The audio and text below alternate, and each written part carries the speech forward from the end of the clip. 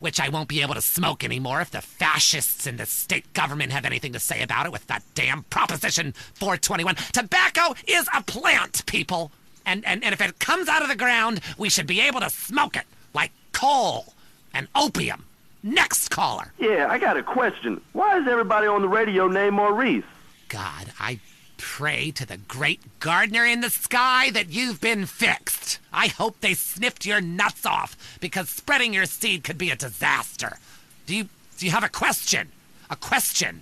God, so many vegetables on this show. Tards. Yeah, that guy was talking about bugs and plants that eat them. I got a better solution. Put pesticide in the sprinklers. My kids love it. I mean, the ones that lived. Oh, lovely. You're a lovely human being, you fucking imbecile. You morons in this town are spreading like weeds.